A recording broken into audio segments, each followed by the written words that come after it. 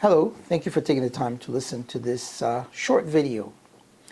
One of the most important components of a practice is patient retention. Gaining the patient, attracting the patient is a marketing issue. Once they belong to you, however, they've come to your office, think of the steps that they've gone through to get there. They saw an ad, or they heard from someone else, or they had a condition which precipitated their mind to say, I need to take action. I need to do something about this. And then they finally make the decision, I've got to go to this doctor. They look you up, they find you somehow, and then they get to your office. It could be a rainy day, it could be a hot day, whatever the case may be. They went through a process to get to your office so they'd be there on time. And then they're given a bunch of forms to fill out. Now that they fill out all these forms and they've done all the work that they need to, they're ready to process in their mind what it is that you're going to say. Come in, the doctor goes through a whole explanation of what they have. And for whatever reason, they leave and don't come back. Or they come back once or twice and they don't show up again. Why is that? How is it possible? How is it possible that the patient went through all of the exercises that it takes for them to actually make the decision to get to your office and then they don't come back? Patient retention is such an important and critical and crucial component of your practice that if you don't pay attention to it, you will lose patients. Now, I'm going to give you 4 areas that you need to focus on in order to make sure that those patients are there, they stay and come back, and always belong to the practice as though this maintain their lives and that they're dependent upon you. First and foremost should be the front office. The front desk should pay attention to all the details. If they've been rescheduled, is that the right time for the patient? Are they accepting that time? Is it something that you push them into? It's the only one that you had open, or is the patient confident that they can make it on that day? Perhaps the day before you should send them a reminder, an email, a follow-up, a text. Perhaps maybe 15 or 20 minutes before also the appointment is due, maybe a text, something to remind them, maybe a phone call to remind them you know you have a doctor's appointment. Giving them enough time to realize that they should not miss this appointment, that you care. Now, the patient may say to you, please stop calling me, please stop contacting me. You don't have to worry, I'm committed to my health and I'll be here on the regular time. Fine. Otherwise, make sure you're behind them. First and foremost, the most important component is that front desk person to make sure that they schedule and they reschedule on a regular basis. Before they leave, remind them that these appointments are important. And if the patient is late, let them know also this is going to shift the schedule and it's going to make a big difference. Another component, number 2, not necessarily in that order, but this is the report of findings. By spending time with the patient, letting them know, is this what you want to do? Do you feel that all your questions have been answered? This is critical to your health care. Let the report of findings be comprehensive enough and detailed enough that it tells the patient the story of what it is you want them to know. The third is the financial situation that they're into.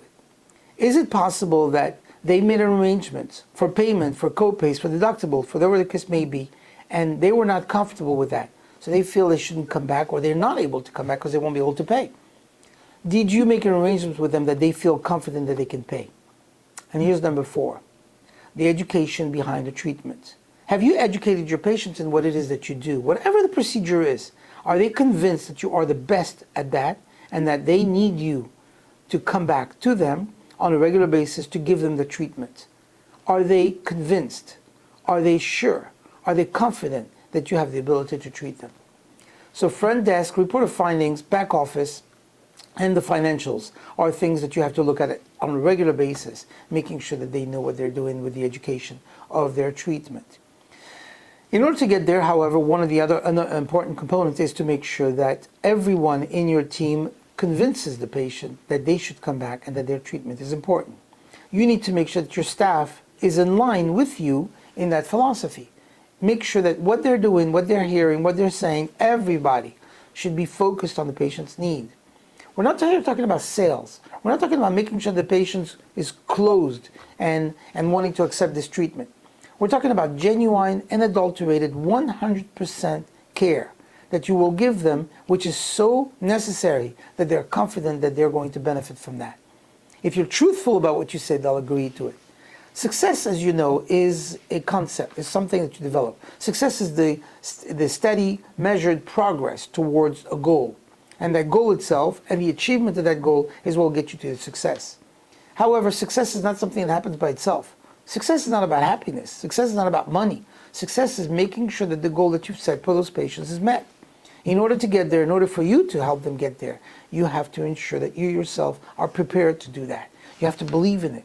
But it's a measured progress. It's a steady progress over a period of time. So repeat it is everything that we've spoken about during the seminars, or when you and I speak about, or what you're hearing right now from this video. Make sure that what you're doing is appropriate. Make sure that what you're doing is part of your philosophy, and make sure that they understand it. Once the patient understands who you are and they believe in who you are, guess what? They'll stay with you. They'll come back. They'll refer patients, but they'll never leave you. They will always believe in what you said. So it has to be truthful. It has to be with integrity. It has to be with honesty. You have to be a good doctor. You have to be a good provider. You have to realize that this patient could, at any given time, be a patient themselves in another place. Why would you want someone else to treat them? If you have the tools, if you have the clinic, if this is what you do, then you should give them those services. Now, there's no question that if they need somebody else because you're not qualified or you don't have that service in your clinic, by all means, let them go. But if they're your patients and you're able to treat them, then by golly, you should make sure that you treat them and that you give them the appropriate treatment that are necessary to enhance health care and therefore make a better world for all of us. Thank you very much for taking the time, and I'm looking forward to hearing good news. Please listen to that video over and over again until it's encrusted in your mind, something which is literally crystallized in your heart, because this is dependent upon the success that you will have in the next few years in growing the practice, or God forbid, being stagnating. Thank you so much, and God bless you in everything that you do.